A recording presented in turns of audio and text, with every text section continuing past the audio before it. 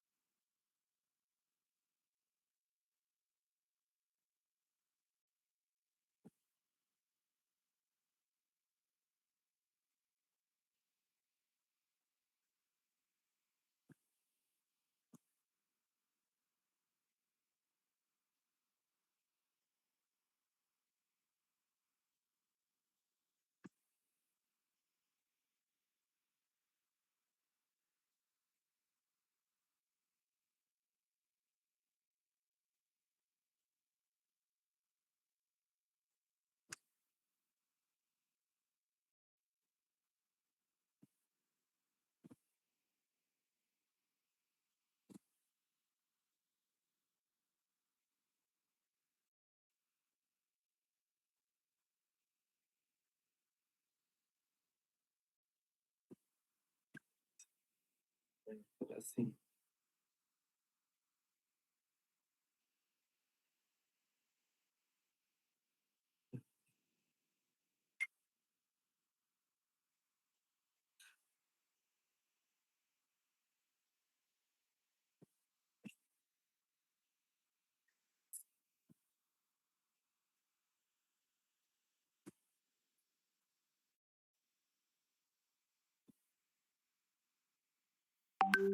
Bueno, hoy vamos a hablar de lo que es el cerebelo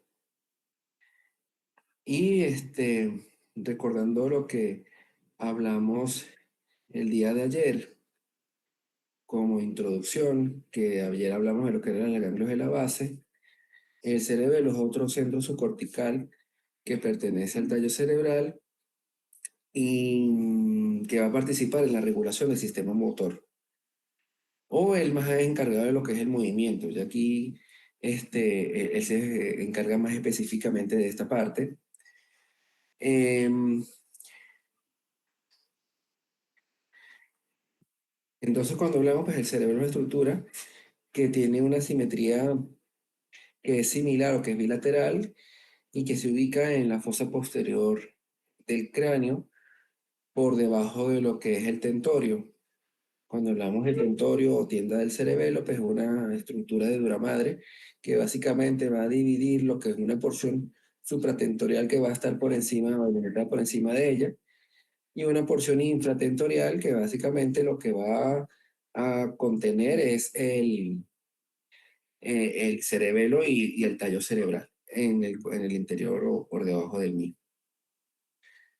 Él también va a tener una representación completa del cuerpo, tanto motora como sensorial, y participa en el control del equilibrio, la postura, coordinación de los movimientos y el aprendizaje motor. Eso es un punto bien importante en lo que es el aprendizaje motor. Aquí también vamos a hablar de otro concepto que es el error motor, que es la función principal o una de las características del cerebelo, que es detectar la diferencia o el error motor entre el movimiento que se intentó y el movimiento real, y sus proyecciones hacia las neuronas motores superiores, reduciendo ese error. ¿Cómo así o cómo se traduce esto? Recuerden que nosotros hablábamos de que había una descarga coronaria o una copia aferente. Cuando nosotros enviamos o cuando se envía la información del plan motor para ejecutarse desde la corteza motora primaria hacia la médula espinal, recordemos que también había unas conexiones también de áreas suplementarias de la corteza motora que podían hacer conexiones con áreas inferiores de control motor. Y en esas áreas inferiores pues, está el cerebelo. Y le envían una copia de esa ejecución motora que se va a realizar. Entonces, ¿qué pasa? Hay un plan que va a comparar lo que se está ejecutando en tiempo real con lo que se planificó a ejecutarse como planificación.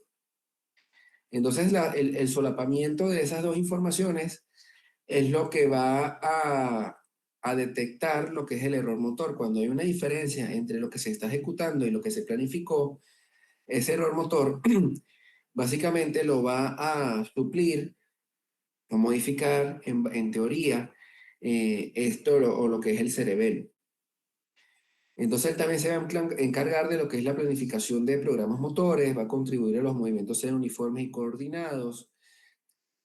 Básicamente también va a evitar que haya ese tipo de temblor fisiológico, que es un temblor que es normal, a diferencia del temblor patológico que hablábamos el día de ayer, que era por afectación de lo que eran las vías dopaminérgicas, esencialmente o por alteración de lo que eran los ganglios de la base, en las diferentes asociaciones que se establecían entre ellos. Va a encargarse también de la posición, velocidad, fuerza y dirección del movimiento, de la progresión rápida y suave de un movimiento al siguiente, de la intensidad de la contracción, del mantenimiento del equilibrio. Fíjense que tiene múltiples funciones en base a lo que es la parte motora o movimiento. Él ya no tanto en la planificación, sino es más que todo la ejecución o sobre la ejecución las características que integran lo que es la ejecución del mismo. Volvemos otra vez a hablar de lo que es la retroalimentación interna o descarga colorario, que básicamente eso nos va a ayudar también con lo que es determinar el error motor. Y esta comparación, pues, es lo que básicamente va a hacer que se realicen cambios en la ejecución del mismo. Entonces, cuando hablamos del cerebelo, pues vemos que cuando tenemos un corte coronal, pues tiene una forma como de árbol y por eso también le llaman el árbol de la vida. Pero básicamente, desde el punto de vista anatómico, pues vamos a ver que tiene una corteza igualmente, que es la parte externa del cerebelo. Y vamos a tener que también va a tener unos cúmulos de sustancia gris o de cuerpos celulares, los cuales van a tener unos núcleos. Esos núcleos son profundos y es como el equivalente a lo que yo les hablaba la vez pasada, de que había unos acúmulos en áreas profundas del cerebro, que eran los ganglios de la base. Bueno, el cerebelo también van a tener unos acúmulos profundos de cuerpos neuronales, los cuales van a ser, es lo que están aquí, que es el núcleo fastigio, el núcleo interpuesto, que es la unión del núcleo globoso con el emboliforme, y el núcleo dentado. Y a su vez, la corteza cerebral pues, va a estar formada por 3 capas, pero eso más que todo desde el punto de vista histológico, y podemos determinar que estos núcleos, pues al final, si hacen un corte por la línea media, pues van a ser más o menos simétricos. Y también en la línea media vamos a tener otras estructuras que básicamente va a ser el vermis cerebeloso y la língula. ¿Ok? Y de resto son los núcleos que hablábamos, que están a ambos lados, tanto derecho e izquierdo.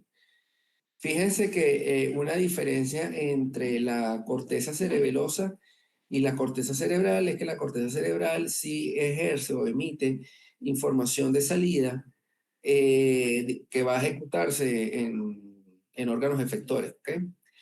En cambio que la corteza cerebelosa no, la información que sale o el output se va a dirigir a los núcleos profundos. Y esos núcleos profundos sí son los que van a realmente a hacer la salida de ejecución hacia las otras áreas del sistema nervioso. Eso es para que lo tengan en cuenta, no hay una diferencia entre ambas cortezas. Entonces tenemos que desde el punto de vista morfológico también podemos clasificarlo en un lóbulo anterior, posterior y un lóbulo flóculo-nodular, pero eso es viéndolo desde este punto de vista, un lóbulo anterior, un lóbulo posterior y un lóbulo flóculo-nodular. Pero también lo podemos clasificar desde el punto de vista longitudinal. Tenemos en la línea media lo que es el vermis cerebeloso y el hemisferio cerebeloso. ¿Ok? Desde el punto de vista de separación de cisuras, pues tenemos una cisura primaria, una horizontal y una cisura posterior, que básicamente va a delimitar el lóbulo flóculo-nodular y el lóbulo anterior. Entonces, en base a esa cisura vamos a tener una parte intermedia y una parte lateral. ¿Ok? Eso también aplica, pues, desde el punto de vista longitudinal, porque si tenemos que en la parte media está el vermis, La que le sigue hacia la parte lateral sería o la zona intermedia, y posteriormente lo que quería sería, a la más externa sería la parte lateral. Esto tiene implicaciones desde el punto de vista funcional dependiendo de lo que queramos determinar, porque en base a si lo queremos ver desde el punto de vista longitudinal o horizontal, pues va a variar la función de lo que estemos estudiando. Cuando lo vemos desde el punto de vista longitudinal, pues también entonces tenemos que tomar en cuenta lo que son estructuras centrales, que es el vermis, que es lo que estamos hablando anteriormente. Y cuando hablamos del hemisferio cerebeloso, pues básicamente uno de los núcleos que está más relacionado es el núcleo dentado, que generalmente también se asocia con la parte de los hemisferios cerebelosos. En la parte intermedia, más próxima al vermis, tenemos el núcleo interpósito, y en la parte lateral o externa, pues básicamente vamos a conseguir el dentado.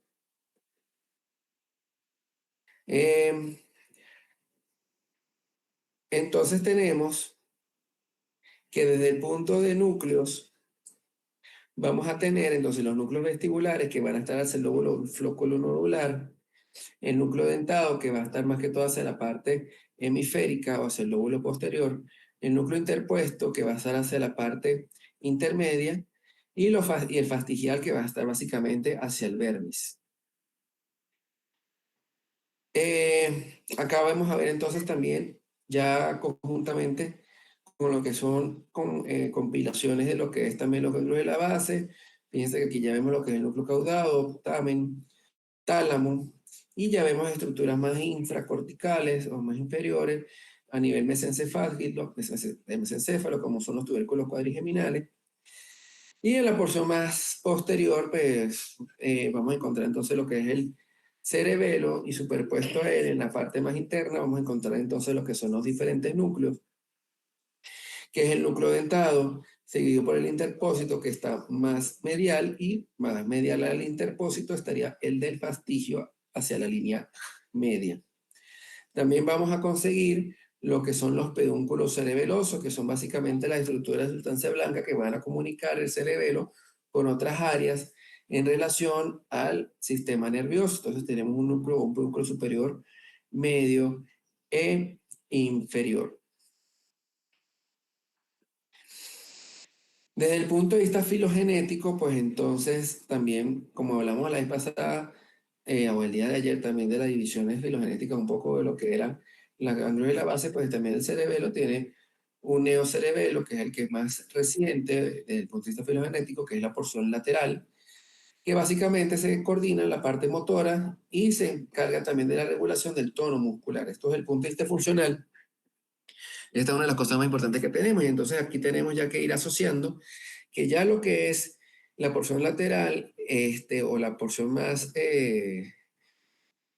relacionada con el hemisferio cerebeloso, pues básicamente se va a relacionar más con esta parte de la coordinación motora. Ya cuando hablamos del arquicerebelo, que es un poco más antiguo en cuanto a la parte filogenética, pues tenemos que eso abarca el lóbulo flóculo nodular. Y eso más que todo se va a relacionar con las vías que se encargan del equilibrio. Y lo último, que es lo más antiguo, que es el paleocerebelo, que es la porción vermiana o relacionada con la parte más medial o media del cerebelo, pues se va a encargar de la control de la postura de los músculos somáticos y van a contrarrestar el efecto de la gravedad. Tenemos un resumen, básicamente, de estas tres partes. Entonces, en el cerebelo, vamos a encontrar entonces que se relaciona con los hemisferios cerebelosos y va a encargarse de lo que es la regulación de los movimientos, la planificación y ejecución de secuencias especiales, pero no tanto de planificación, pero sí verificar que esa planificación se está ejecutando. Puede ser que sí tenga algo de relación con planificación, porque igualmente él va a mandar información a través de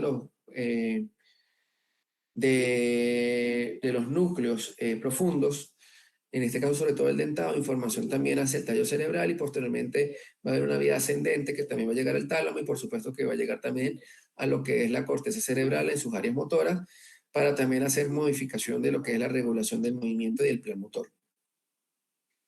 El vestíbulo, bueno, también se va a encargar también de actividades complejas temporales como puede ser el habla. Parte de lo que es también la ejecución del lenguaje, ya como actividad motora, también se puede modular o puede alterarse a través de lo que es el cerebelo, inclusive lesiones del cerebelo, puede llevar a lesión o a un lenguaje escándido como patología, solamente por tema o por conocimiento, pero eso es también para que sepan que eso también puede afectarse. Desde el punto de vista vestibulocerebelo, que aquí estamos hablando entonces de la parte del flóculo nodular, pues ya hablamos que eso está relacionado con la regulación del movimiento, sobre todo con lo que es el equilibrio, y si hablamos de equilibrio, pues también tenemos que hablar de tono y postura. Y el espinocerebelo, que hablábamos que más que todo era la porción vermiana o paramediana, generalmente es con la movilización de los músculos del eje central, ¿ok? Que es lo que hablamos de la parte vermiana, para que regule lo que es el esqueleto axial y con eso entonces podamos, sobre todo, ejercer acción antigravitatoria. También tiene acción sobre los movimientos oculares relacionados con aferencias vestibulares.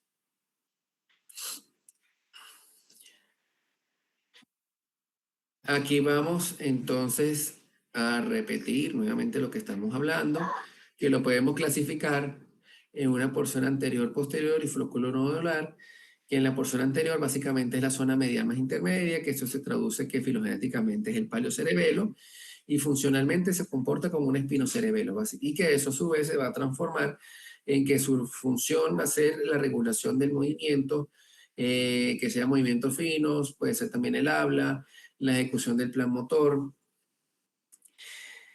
el controlar lo que es el temblor en reposo, y de la porción posterior, que es la misma zona lateral, pero que filogenéticamente es el neocerebelo, pues básicamente este es el cerebrocerebelo, perdón, la porción posterior es el cerebrocerebelo, que esta es la porción que es en la ejecución motora, y la porción anterior, que es el paleocerebelo, que es la intermedia, ella se va a encargar más que todo de lo que es la porción del equilibrio y el tono y la postura. Y el flóculo nodular, que es la más antigua, que es el arquicerebelo, pues básicamente es el control de la actividad motora relacionada con los músculos axiales para el control de la postura, pero sobre todo de la porción antigravitatoria. Ahora bien, si vemos entonces un corte histológico de la corteza cerebelosa, pues vamos a tener que ya se va a dividir en tres capas. Vamos a tener una capa más externa, que es la capa molecular, una capa intermedia, más delgada, que en ella se encuentra la capa de las células de Purkinje, y una capa más interna, que básicamente va a ser de las células granulares. Entre esas tres capas vamos a tener que estos son los grupos celulares que van a existir dentro de cada una de ellas. Células estrelladas, células en cesta, células en Purkinje, células en Golgi, células en las granulosas. Por supuesto, como su nombre lo dice, las de las granulosas las vamos a encontrar en la capa de la granulosa, pero aquí también vamos a encontrar las tipo Golgi. Las de Purkinje las vamos a encontrar en la capa de la célula de Purkinje. Y en la más externa molecular no solamente vamos a encontrar células estrelladas, sino también células en cesta.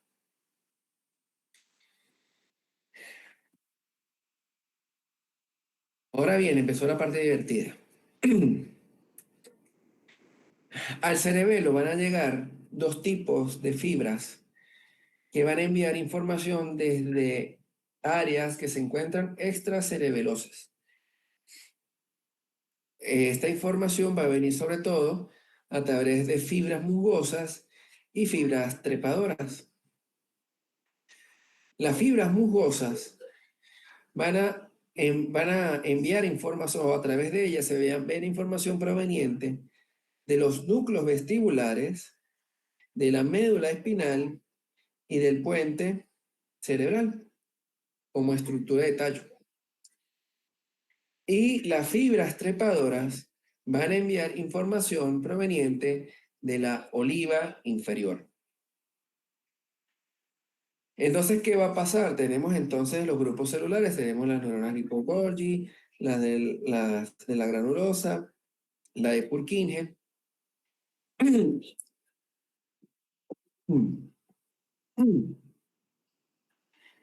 Y entonces, ¿qué va a pasar? Vemos que estos son los núcleos profundos cerebelosos. Fíjense que ellos son la única estructura que envía información de salida de la corteza cerebelosa, que eso fue lo que yo les hablaba al principio. Y estas fibras musgosas y estas fibras trepadoras van a hacer sinapsis o van a tener vías que van a hacer contacto directamente a estos núcleos. Y generalmente estas conexiones son excitatorias. Pero, por ejemplo, las fibras musgosas van a hacer sinapsis con las células de la granulosa y también con conexiones que van a hacer también sinapsis con las células tipo Golgi. Las células o las neuronas de la granulosa van a ser en la porción de la corteza granular unas células o fibras en paralelo. O sea, ellas van a emitir unas conexiones que van a intentar o van a hacer sinapsis con múltiples grupos neuronales. Y ellas van a establecer conexiones, sobre todo que son excitatorias. ¿Ok? Las células Golgi, ellas también van a hacer sinapsis con las de la granulosa, pero las que ellas van a establecer son inhibitorias sobre la célula de la granulosa. Entonces aquí vemos que ya hay un circuito que va a intentar modular la actividad de esta célula de la granulosa sobre las demás grupos neuronales que se encuentran sobre todo en la corteza.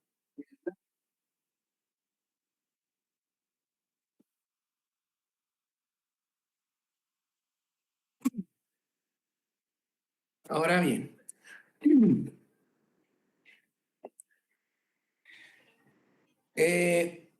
las células de Purkinje también van a recibir conexiones de estas fibras paralelas y también van a ser del tipo excitatorio. Pero fíjense que generalmente la respuesta de la célula de Purkinje es inhibitoria, es decir, ella tiene una actividad tónica inhibitoria sobre los núcleos profundos. Es decir, que si nosotros inhibimos la inhibición que ella tiene sobre el núcleo profundo, es cuando se va a dar realmente la activación de este tipo de respuesta. Y las células de Cajal pues también hacen una inhibición sobre la célula de Purkinje. ¿Qué otra cosa llama la atención? Cuando revisamos, por ejemplo, que las fibras trepadoras hacen sinapsis con la célula de Purkinje, lo hacen directamente. Ellas generalmente lo enrollan las dendritas de la célula de Purkinje y hacen conexiones sobre ella. Generalmente esta es una de las conexiones más fuertes, o las que le generan mayor información, por decirlo de alguna manera, desde el punto de vista algebraico de sumación de actividad neuronal por actividad sináptica, generalmente son estas fibras trepadoras. Si vemos el esquema del lado derecho, vemos que más o menos es lo mismo, vemos las tres capas, vemos los grupos celulares, pero fíjense cómo las fibras trepadoras enrollan las dendritas de esta célula de Purkinje. Y al final, la célula de Purkinje pues, va a emitir una información de tipo inhibitoria hacia los núcleos profundos cerebelosos. Y a su vez, ellos generalmente van a enviar una información hacia el tálamo para que llegue a la corteza motora, pero no solamente al tálamo, ellos van a enviar a otras áreas que ahorita vamos a ver más adelante. ¿Por qué esto es así? Porque los núcleos vestibulares, básicamente, la información que nos van a mandar, igual que la médula espinal, la información que nos están enviando es una información sobre todo de tipo sensitivo. Para la corteza cerebelosa ejercer su acción o las modificaciones del movimiento de manera tan precisa, ella sí necesita saber, pues, sobre todo también tener regulación de lo que es la propiocepción en gran medida, para ubicar, como se los hablaba cuando hablábamos de corteza, dónde está ubicada cada parte del cuerpo. Entonces, esa información sensitiva tan milimétrica y tan importante y tan imprescindible para el cerebelo, se integra en esta corteza. Entonces, imagínense ustedes estar recibiendo en tiempo real un montón de información de la ubicación, la angulación, la contracción, el tono de cada uno de los músculos del cuerpo. Claro, ella tiene que eliminar la información que no le es importante, sobre todo en base al plan motor que se le está ejecutando, y tomar en consideración la que se le está, la que considere que es de mayor importancia en base a lo que se está realizando. Y con todo eso información que está llegando, fíjense que todo se traduce en una sola respuesta. Es decir, por un momento ella no va a dejar de desinhibir a los núcleos, sino que va a dar una respuesta bien específica para que eso regule ese tipo de movimiento que se está ejecutando. Y gracias a esto es también que se da el aprendizaje motor, que lo vamos a ver un poquito más adelante. Siguiendo entonces repasando lo que estamos hablando, la única vía eferente de salida son los axones de la célula de Purkinje. Su acción es inhibitoria y hace sinapsis con los núcleos profundos. Las vías aferentes vienen por las fibras trepadoras y musgosas, que las trepadoras vienen de la oliva inferior, contralateral, y las musgosas de la médula y el tallo cerebral, y también de los núcleos vestibulares.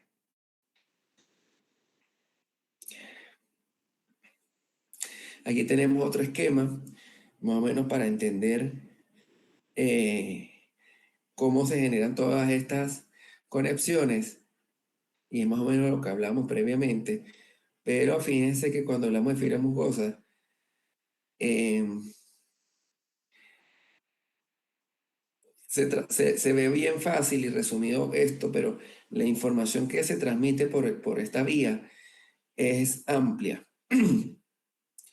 A diferencia del oliva inferior, que también envía información, pero la información que ella envía va a hacer más modificaciones sobre la actividad motora, sobre todo relacionado con el aprendizaje motor. Tenemos que las fibras trepadoras hacen sinapsis directa con la célula de Purkinje. Las granulosas pues van a generar lo que son fibras ejes paralelas, porque ellas se van a bifurcar y van a establecer sinapsis y conexiones con el resto de las neuronas que se encuentran en la corteza granular. Y son las únicas células excitatorias de la corteza cerebelosa. Las células de Golgi establecen contactos inhibitorios con las células granulosas y constituyen un mecanismo de retroalimentación para inhibir esas fibras paralelas. Acuérdense que, bueno, todo esto son circuitos neuronales y básicamente lo que se busca es esa sumación de información para saber qué es lo que al final es lo que interesa regular de toda esa información que está llegando. Las fibras musgosas no establecen sinapsis directamente con las células de Purkinje, pero sí con las células de la granulosa. Y acuérdense que ellas también envían información a lo que son los núcleos profundos cerebelosos. Entonces las fibras paralelas establecen sinapsis con las dendritas de la célula de Purkinje. Y esto es un dato interesante porque ellas pueden estimular hasta 50 células de Purkinje. Básicamente la arborización dendrítica que tiene la célula de Purkinje, que es una de las más extensas dentro de lo que es la anatomía desde el punto de vista histológico de lo que es del cerebro, es básicamente por la cantidad de información que ellas reciben. Y eso permite que tenga esa arborización dendrítica tan frondosa, que hace que toda esa información se vaya recopilando para al final poder emitir un juicio o una información de salida que sea adecuada a lo que se amerite para el momento en cuanto a la ejecución motora o al aprendizaje motor. Las células en cesta y estrelladas establecen sinapsis inhiben a las células de Purkinje.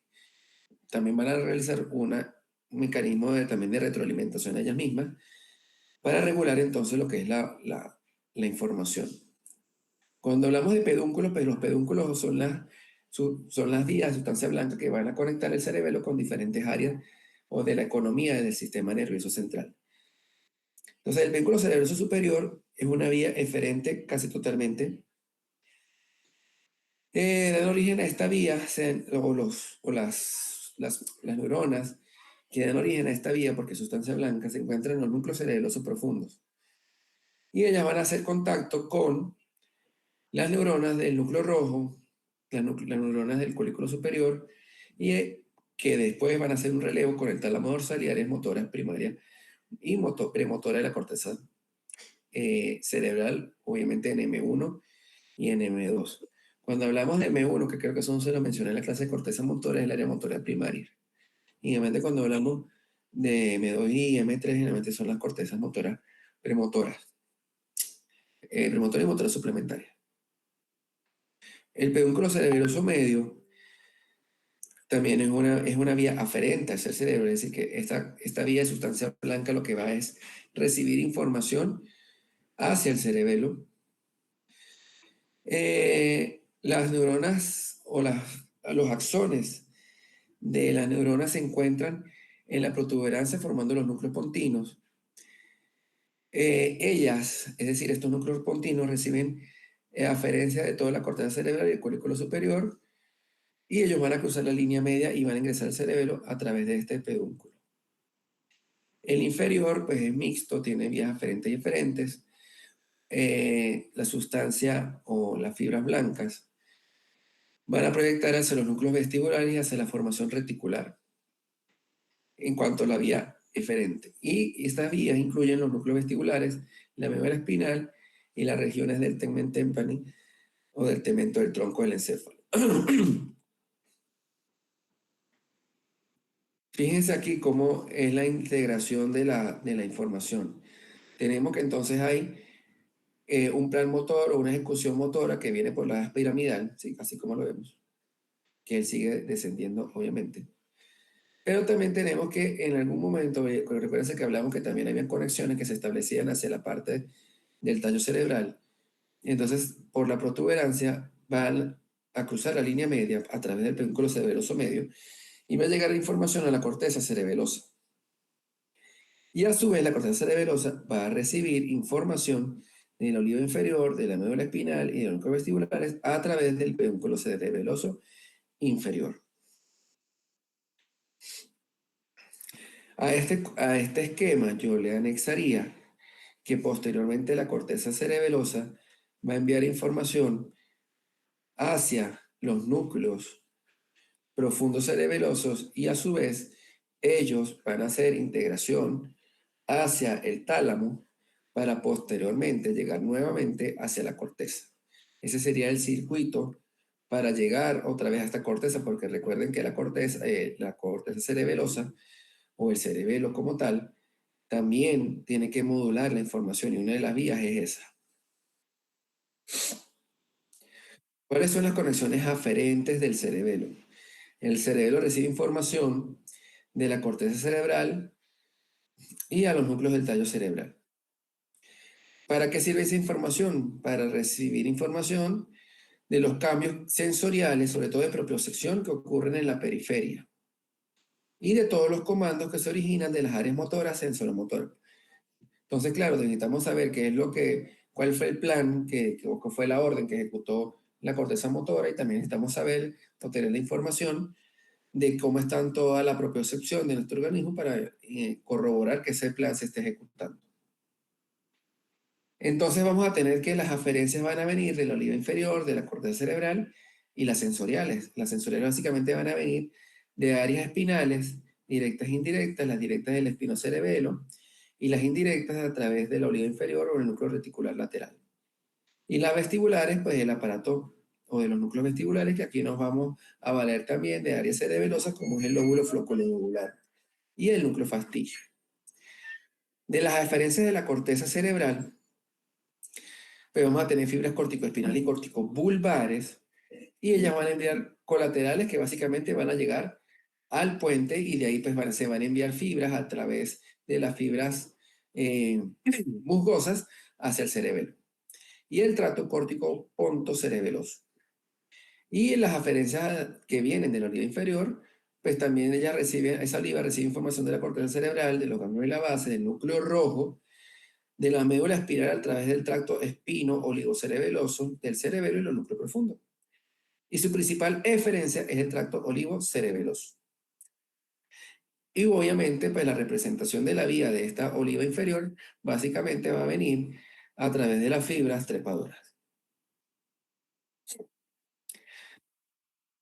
Entonces, Sigamos hablando de vías.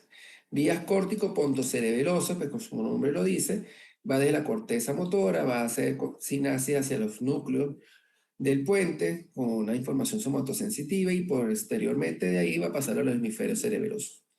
La vestíbulo cerebelosa de los núcleos vestibulares o del aparato vestibular a los núcleos vestibulares del tronco y de ahí hacia el lóbulo flóculo-nodular. La retículo espinal es la formación reticular y va a terminar en la línea media del cerebelo. La olivocerebelosa de los ganglios basales a la oliva inferior y a distintas partes del cerebelo. Acuérdense que la oliva no solamente recibe también de los ganglios basales, también del núcleo rojo y otras áreas que se encuentran también en mesencéfalo y en médula espinal. Entonces, ¿para qué? Bueno, otro dato importante es que el cerebelo, también como las otras áreas corticales, tiene una representación somatotópica del cuerpo. La diferencia de esta, del cerebelo, con las demás que hablábamos a nivel cortical o en otras áreas, como por ejemplo en ganglios de la base, es que esta representación no está tan clara y precisa como la de la corteza. Y bueno, se registró, se determinó que era así, básicamente por dos procedimientos. Uno fue por la estimulación periférica de piel y haciendo registro de los potenciales evocados en corteza, y otro fue por estimulación directa sobre la corteza y registro igualmente de potenciales evocados. La estimulación de la corteza produce movimientos de determinadas partes del cuerpo y el mapa efector creado de esta forma también coincide con el somatosensorial. Entonces, fíjense que más o menos esta es la representación somatotópica del cerebelo. Y tiene una doble representación, uno en el lóbulo anterior y uno en el lóbulo posterior. El tronco, obviamente lo conseguimos en el vermis y eso pues tiene sentido porque acuérdense que funcionalmente él es el que se encarga de la contracción de la musculatura del eje axial y de la parte de los músculos antigravitatorios. Las extremidades se encuentran en la zona intermedia y la formación visual y auditiva llega a las áreas representadas por la cabeza, que esa entonces sería la parte intermedia. Los dos mapas se encuentran invertidos uno con respecto al otro. Claro, también la parte de las extremidades no solamente se encuentra en esta parte, también se encuentra en lo que es el cerebro cerebelo, se encuentra más lateral. Pero lo que sí es la parte de la cabeza, sobre todo porque es movimientos oculares y equilibrio, sí va a estar en la parte intermedia, que también se relaciona funcionalmente entonces con la parte del equilibrio. Seguimos entonces hablando o repitiendo básicamente lo que hemos dicho. La célula de Purkinje es la única salida, que su respuesta es inhibitoria. Los axones terminan en los núcleos profundos del cerebelo y en los núcleos vestibulares. A través de los núcleos del cerebelo es capaz de ejercer influencia sobre la médula espinal y la corteza cerebral. Las salidas pueden separarse en tres grupos. Unas fibras que se originan del vermis y del lóbulo flóculo-nodular que se relacionan o van a actuar sobre el núcleo fastigial y vestibular. Unas fibras que van a surgir o se van a originar de la parte intermedia de los hemisferios cerebelosos y van a proyectar al núcleo interpuesto. Y unas últimas fibras que van a surgir de las partes laterales de los hemisferios y van a proyectar al núcleo dentado. Esos tres, esto es como la separación anatómica del cerebelo desde el punto de vista de la ubicación longitudinal, con qué núcleo se va a relacionar y al final, pues, cuál sería la relación de estas áreas con cada una de las funciones que se establecen. Aquí tenemos conexiones del cerebelo. Entonces, fíjense que la corteza cerebelar, la parte lateral de los hemisferios se va a relacionar con el núcleo dentado. Y básicamente va a tener aferencias con la corteza de asociación. La parte intermedia de los hemisferios, que se relaciona con aferencias sensoriales de las extremidades de la corteza motora, va a relacionar con el núcleo interpuesto. el vermis con aferencias sensoriales del tronco auditivo y visual, y su núcleo va a ser el fastigio. Y al final, el lóbulo flóculo-nodular tiene aferencias sensoriales con el laberinto visual, sobre todo relacionado con el equilibrio, audición y movimientos oculares, también relacionados con vías vestibulares, como la que hablábamos en la clase anterior. Pues básicamente no es que va a tener un núcleo propiamente dicho dentro de lo que es el cerebelo, pero sí va a tener relación con lo que son los núcleos vestibulares, que recordemos que están en el tallo cerebral. A su vez, todo esto, pues, todos estos núcleos, fíjense, que van a hacer sinapsis, sobre todo el dentado y el interpuesto, con el tálamo y a su vez con la corteza motora. El fastigio sí establece conexiones a nivel del tallo cerebral y al final las acciones de estas integraciones o estas conexiones que se generan en estas áreas, pues van a descender hacia los músculos axiales y proximales, así como también músculos proximales y distales, y sobre todo con músculos relacionados con las vías también visuales. Porque aquí es donde tenemos entonces que tiene que haber la regulación de lo que es el equilibrio y el tono, y muchas veces estos cambios se hacen de manera de comandos inferiores que no tienen representación cortical. No es que no los module la corteza, pero es que los cambios que hay que hacer en estos segmentos se tienen que modular en áreas inferiores para que se puedan ejecutar de una manera más rápida. Este es un resumen, básicamente, de todo lo que les di, donde tenemos la vía, cuál es la función que hace, cuál es el núcleo en base al origen, y al final en qué estructura pues se va a ubicar y cuál va a ser el sitio donde va a ser sinapsis. Fíjense que aquí lo vamos a ver como conexiones. Cuando hablamos entonces del núcleo dentado, como él generalmente va a hacer sinapsis hacia la corteza, pues por eso es que también le dicen que tiene algo de planificación motora, porque al final la información que él va a integrar va a llegar a la corteza y puede modular ese plan motor. No porque sea una de las funciones principales del cerebelo, pero pudiese llegar a hacerlo, y esa información también le interesa a la corteza saber que integró el cerebelo para ver si hay que hacer algún tipo de modificación del plan motor o hacer una planificación nueva en base a esa información que se está recibiendo.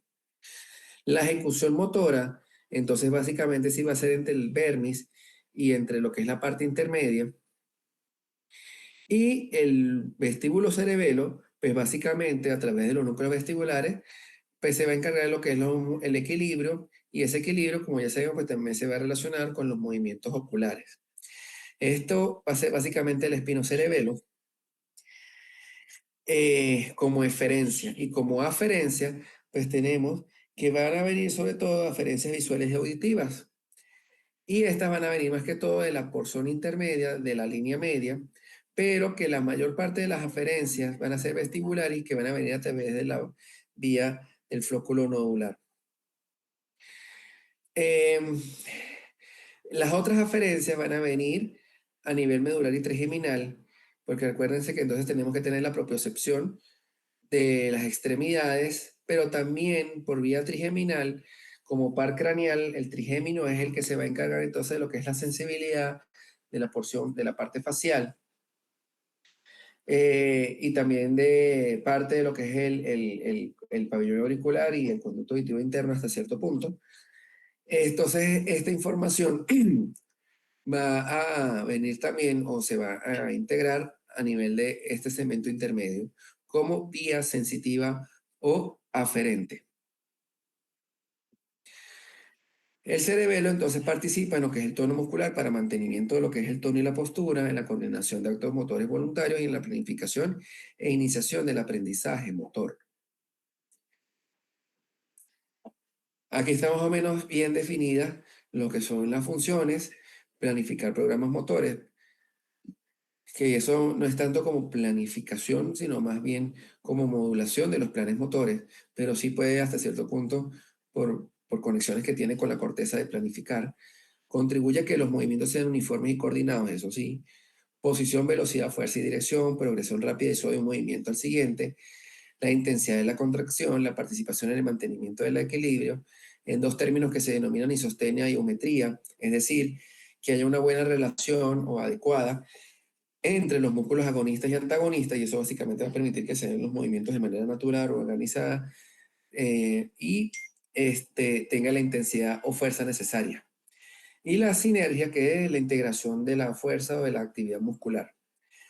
La diadococinesia, que es la capacidad de hacer movimientos alternantes, eso también se logra gracias a la actividad del cerebelo, es decir, que cuando ustedes hacen pronación y supinación de la mano de manera rápida y bilateralmente, ese tipo de actividad de coordinación se hace gracias a la actividad del cerebelo, igual que el mantenimiento del tono muscular. Ahora el esquema que vimos previamente, vamos a asociarlo ahora con funciones. Cuando hablamos entonces del núcleo dentado, pues ayuda a la planificación motor, iniciación de automotor y el aprendizaje motor. Cuando hablamos del interpuesto, se relaciona también con la coordinación de los actos motores voluntarios. Y cuando hablamos del núcleo del fastigio, pues el tono muscular para el mantenimiento de tono y postura. Y el vestibular, pues mantenimiento también de lo que es el equilibrio, igualmente que el fastigio.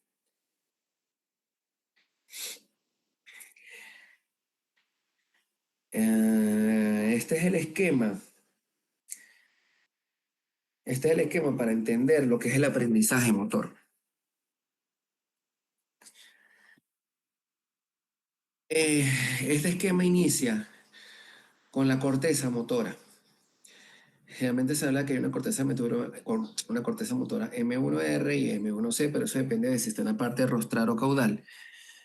Dependiendo de la ubicación dentro de lo que es el área motora, pues tenemos que va a haber áreas que se van a activar. Y la corteza premotora. ¿Cuál es la información que ella va a emitir como corteza motora? Bueno, que va a mandar información a través de la vía corticoespinal o la vía piramidal hacia los músculos, ¿ok? Y que va a haber unas conexiones también que se van a generar a nivel medular. En este segmento se va a enviar una copia eferente córtico-pontina. Es decir, la misma información que yo mandé desde aquí a ejecutar el músculo por el tallo cerebral, yo voy a mandar también una copia de esa información hacia los núcleos profundos del cerebelo. Los núcleos profundos del cerebelo también van a recibir, van a mandar información a lo que es ahí se me fue el nombre, a la oliva inferior. La oliva inferior va a actuar como un comparador. ¿Qué quiere decir eso? Ella es como que la que va a decir, mira, el cerebelo le va a mandar información a ella a través también de los núcleos profundos y ella también tiene una copia de esa información. Entonces ella va a comparar el plan que se está ejecutando con lo que se está haciendo realmente, que ese es el error motor, ¿no? Pero ¿qué pasa? Esa señal de error, que es el error motor, ella va a descargar a través de las fibras trepadoras y va a modificar a la célula de Purkinje. ¿Para qué? Para que se den modificaciones a través de los ganglios, a través de los núcleos profundos, otra vez hacia la médula, para que este plan que se dio inicialmente se vaya modulando. Entonces, por ejemplo, yo planifiqué agarrar un vaso, pero no se lo estoy apretando mucho. Y lo que yo me imaginé que iba a hacer era que yo lo iba a agarrar perfecto y él no se iba y el agua dentro del vaso no se iba a mover tanto, no iba a haber tanta turbulencia. Pero cuando lo estoy agarrando, veo que el vaso es muy pesado y entonces es un vaso metálico y yo no lo calculé para ese peso y me está costando. Entonces, ¿qué pasa? Hay un error motor. Lo que yo planifiqué no se corresponde con lo que yo estoy ejecutando. Entonces la oliva inferior empieza a descargar información y a descargar información y a mandar información al cerebelo hasta que se corrige. Pero entonces, ¿qué tiene que ver eso con el aprendizaje motor? Entre más descarga la oliva inferior o entre más señales de error tiene, quiere decir que mayor modificaciones hay que hacer para modular esa respuesta motora. Entonces, si por ejemplo, ustedes están aprendiendo a bailar y en la ejecución del movimiento se ve que siempre está pisando a la pareja, claro, la oliva empieza a disparar para que se hagan correcciones para que deje de pisarla. Y inicialmente la van a pisar 20 veces, pero después van a ser 10, y después van a ser 5, y después van a ser 3, y después no va a haber ninguna. Cuando yo no haya ninguna, quiere decir que esa oliva inferior ya no va a mandar tantas señales de error hacia el cerebelo, porque en teoría ya el plan motor se está ejecutando a como ella lo está ejecutando, o hay un solapamiento del plan motor sobre la ejecución del mismo. Y por eso es que hay aprendizaje motor. Ese es uno de los mecanismos para realizar modulación de la actividad motora, y por eso es que la repetición de actividades motoras y hacer conscientes hace que eso se pueda modular. El otro mecanismo vendría siendo asociando un sistema visual a ese aprendizaje. Entonces, si yo veo a otra persona haciendo ese mismo movimiento, volvemos al ejemplo del baile. Si yo veo a una persona bailando y yo la piso 20 veces, pero veo que alguien lo está haciendo mejor y yo puedo ver y veo cómo lo hace, por neuronas en espejo que se encuentran tanto en área visual como en área sensitiva, yo puedo también aprender de esa visualización para modular también la actividad motora.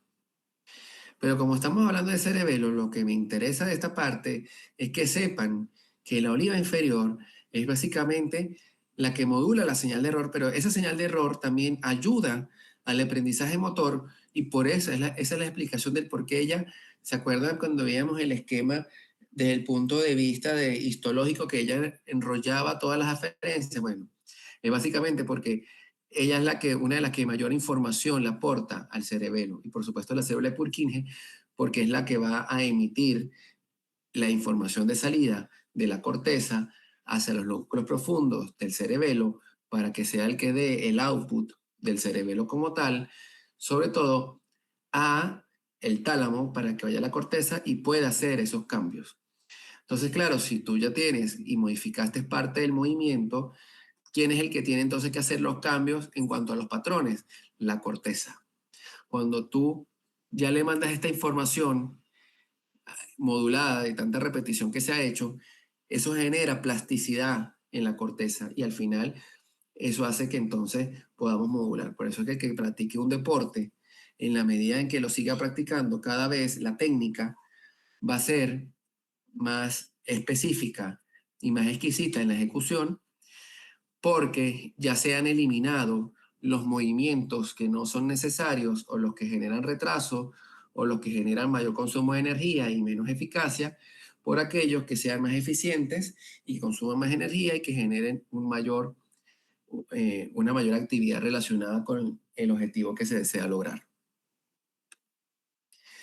Entonces, la coordinación de actos motores, tenemos que las partes intermedias de los hemisferios cerebrales van a recibir información sobre el comando motor cortical y sobre información sensorial periférica. Fíjense este dibujo. Cuando nosotros queremos tocar un punto en el espacio, nos valemos de varias cosas. Una es de la vista. Y entonces, bueno, ejecutamos de manera precisa. O sea, cuando ustedes quieren agarrar algo, ustedes lo agarran de manera precisa entre el índice y el pulgar, por ejemplo. Cuando quieren agarrar un lápiz que está sobre la mesa, ustedes no es que titubean y mueven la mano de un lado al otro hasta que agarran el lápiz, no, simplemente estiran el brazo y toman el objeto y no ha pasado nada. Esa coordinación es cerebelo. ¿Por qué? Porque nosotros tenemos algo que se llama metría, que es medir las distancias nosotros más o menos ya sabemos a qué distancia de nuestra mano está cada cosa, si lo podemos alcanzar o no. Si no lo podemos alcanzar, pues tenemos entonces que estirar el tronco, de repente nos desplazamos hasta que lo podemos alcanzar, pero si está en nuestro rango de acción, nosotros ya tenemos predeterminado si estamos en capacidad de adquirir o no algún objeto. Y eso básicamente también es en base a la información sensitiva que tenemos. Porque si queremos agarrar un objeto con las manos, pues tenemos que saber la información propioceptiva de la mano como tal, de nuestras articulaciones y de la tonicidad de ellas. Y posteriormente, para saber que las agarramos, pues necesitamos entonces ya la sensibilidad propiamente dicha, táctil, para saber que ya el objeto está en contacto con la piel. Entonces ambas informaciones convergen en el misma área de la corteza cerebelosa, lo que permite esta comparar constantemente el programa de la corteza con lo ejecutado por los efectores. Y seguimos hablando del error motor. Fíjense que el deseo para realizar un movimiento se inicia en la corteza cerebral. Y esta área, que es lo que yo le hablaba, la iniciación. O sea, todo inicia con que yo quiero empezar un movimiento. Y bajo esa premisa ese objetivo es que se da todo lo que viene sucesivamente.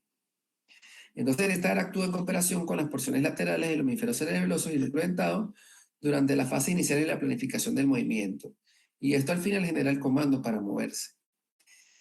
Aquí hablan de que efectivamente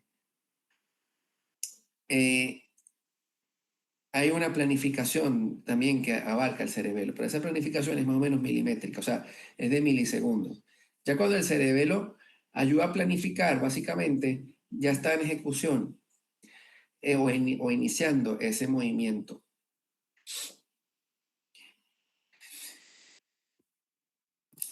Ahora vamos a integrar lo que vimos ayer con lo que vimos hoy, las cuales son hablar de ganglios de la base y cerebelo. Los ganglios de la base del cerebelo son de estructuras muy importantes en el control motor. Ambas reciben aferencias de la corteza cerebral y ambas proyectan hacia la corteza cerebral a través del tálamo. Son similitudes que tienen ambas. Existen tres diferencias. Los ganglios de la base reciben información de toda la corteza, sensorial, motor y asociación. El cerebelo no. El cerebelo recibe información solo de la corteza, que se encuentra relacionada con funciones sensoromotoras. ¿Por qué no recibe información cerebelo de la corteza cerebral? Porque lo único que necesita es información sensitiva, básicamente de la propiocepción de las distintas extremidades o de las articulaciones o músculos que se van a ejecutar, y eso se lo envía o eso lo recibe de la vía de la parte espinal o de los núcleos que se encuentran a través del tallo.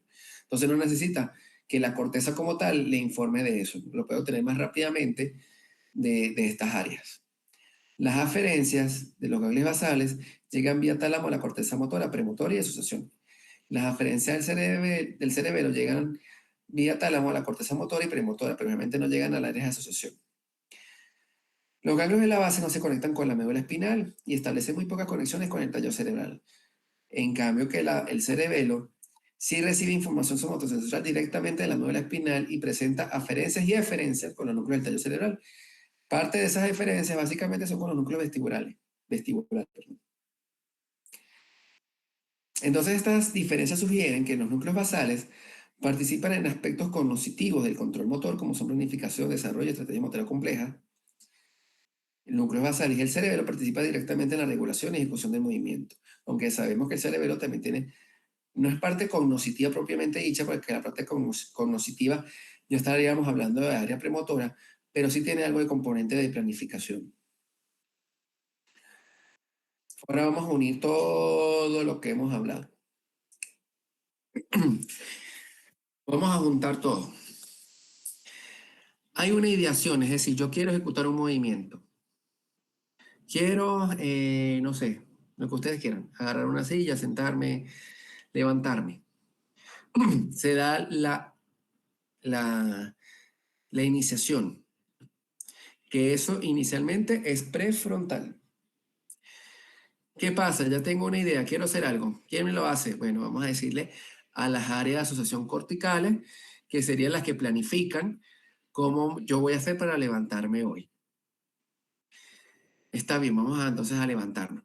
¿A quién necesitamos mandar información o quién necesitamos también para que nos ayude con esto? Vamos a mandar información a los ganglios de la base, vamos a mandar información al cerebelo lateral y al final con toda esta información también, pues vamos a ejecutarla.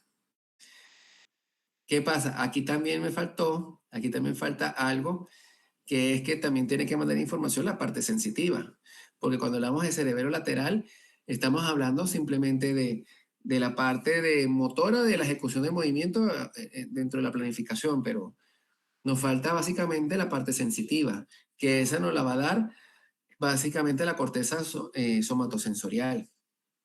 Entonces, chévere. Tenemos entonces la planificación. Después tenemos la corteza premotora y motora que va a ejecutar el movimiento. Va a dar la orden. Pero fíjense que la corteza premotora y motora también va a mandar información hacia los ganglios de la base y al cerebelo. ¿Por qué? Porque yo necesito sobre la marcha ir modificando esta ejecución. Entonces dimos la orden. Esa orden vamos a mandar una copia al cerebelo. Pero también vamos a mandarla directamente a los músculos efectores. Entonces vamos a dar propiamente ya el movimiento. ¿Ok? Pero también a la medida que estamos ejecutando ese movimiento, yo voy a mandar información tanto al cerebelo como a la corteza, porque todos tenemos que saber cómo se está ejecutando este movimiento. ¿Y cómo yo mando ejecución del movimiento a la corteza? Pues por la parte sensitiva, porque ya al ejecutar el movimiento se supone que algo tuvo que haber cambiado dentro de la sensibilidad para mandarme información a la parte motora para saber que eso se está ejecutando. Que hubo aumento de la tonicidad del grupo muscular que se está activando, que hubo contracción del músculo agonista y relajación del músculo antagonista, porque era lo que hablábamos previamente. No solamente para uno levantar una pesa implica la contracción del bíceps. La contracción del bíceps indica también que tiene que haber una relajación, por ejemplo, del tríceps. Porque si los tengo los dos contracturados, va a haber una acción sinérgica que al final no va a permitir la ejecución del movimiento, pero esos planes motores o esas modulaciones motoras ya están establecidas y eso generalmente ya los tiene como planeación motora la parte medular como planeación a ese nivel. Entonces, claro, nosotros siempre pensamos en la parte activa del movimiento, pero hay una parte pasiva que también es importante y que también amerita una planificación, porque para que eso también se relaje, quiere decir que hay una inhibición de esa o no hay una activación de esa placa motora, pero desde el punto de vista cerebral, eso implica que alguien tuvo que haber dicho, no estimulemos esa placa motora porque no es necesaria. Y eso también es información. Y una vez que entonces se van a ejecutar todos esos movimientos, pues por eso es que hay una reverberancia del ciclo, porque tenemos que llevar, entonces tenemos que, el centro de información, que es la corteza, pues tiene que saber si eso se está ejecutando de manera idónea o no. Y si no se está haciendo de manera idónea, ya sabemos que hay un error motor y también están los ganglios de la base para que puedan regular ese tipo de movimiento. La otra diferencia que no mencioné es que la parte motora, pues no, tampoco tiene tanto componente emocional como si lo pudiera tener los ganglios de la base. Sí hay algo también emocional con la parte del cerebelo, pero no es tan marcado o también estudiado como la parte de los ganglios de la base. Hablando ya un poco para la cultura general, de parte patológica, pues hay un síndrome cerebeloso que básicamente, ¿qué pasa cuando el cerebelo no funciona bien? Pues vas a tener que va a alterarse lo que es el equilibrio, se va a reducir el tono muscular, es decir, vas a estar hipotónico, entonces todo está como sin fuerza, pero cuando tú quieres contraerlo, sí lo vas a contraer, pero de base, de entrada no va a haber un buen tono. Va a alterarse el aprendizaje motor y algunas funciones cognitivas. Puede haber dismetría, que esos son errores en la dirección y en la distancia, ataxia, porque aumenta la marcha de supertentación. Cuando hablamos de ataxia de la marcha, pues más o menos como caminan las personas que tienen alcoholismo o que tienen intoxicación etílica, que empiezan entonces a caminar pues, sin buena base, aumentan la base de sustentación precisamente para tener más equilibrio, porque tienen más riesgo de caerse porque empieza a fallar. Básicamente, uno de los primeros ejes que se altera pues, es el cerebelo y la parte del equilibrio. Puede haber disartria, que es desorden en la articulación del labio, el estangno, que es movimientos oculares, pero estos ya no son estamos fisiológicos, sino que hacemos patológicos, y asinergia. Básicamente, con estos elementos es que podemos regular entonces lo que es la actividad motora desde el punto de vista de centros superiores. Y lo que me interesa sobre todo que se lleven del cerebelo es la función que tiene y cómo la ejecutan. Siempre traten de aprender cómo se dan esas conexiones, hacia dónde van y dónde llegan. ¿Para qué? Para que si ustedes saben hacia dónde van las vías y con quiénes se conectan, saben las funciones. Si ustedes saben, por ejemplo, que el núcleo flóculo-nodular, por decirles algo, llega, va a hacer conexiones con el núcleo vestibular. El núcleo vestibular es un núcleo de equilibrio, punto, no hay para dónde agarrar. Entonces, ese señor tiene que tener relación con algo de equilibrio. Si estos dos últimos se relacionan con el tálamo, y el tálamo al final, la vía última, hace la corteza, tiene que tener una actividad motora. Porque es igual que lo que pasa con los ganglios de la base. Entonces, primero estudien los grandes rasgos, las cosas más grandes, y una vez que tengan ya el esquema, pues estudiense las cosas ya más específicas de cada área. Se les va a facilitar porque si lo estudian por separado es más difícil. Y yo creo que lo que más lo va a ayudar a entender toda esta parte motora, yo creo que es este esquema.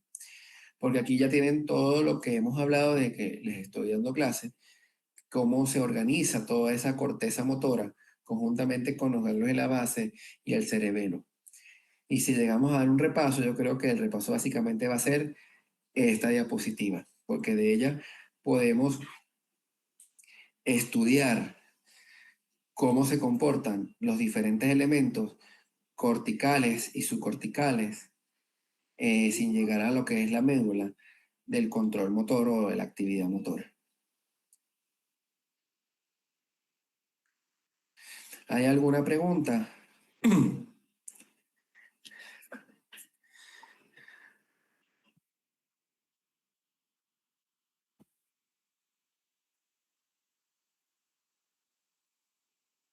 Chévere.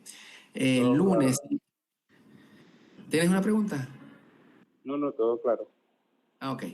Fíjense, el lunes vamos a ver ya sensitivo. Y yo creo que van a entender, van a entender un poco más esta historia, porque ahí vamos a dar la introducción al sistema nervioso. Entonces va a ser como que, todo tiene sentido.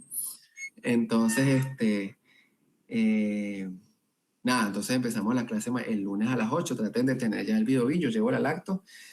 Y le, y les paso eso. Y lléveme un pendrive, por favor, que no tenga virus para pasarle la presentación de la que hemos dado.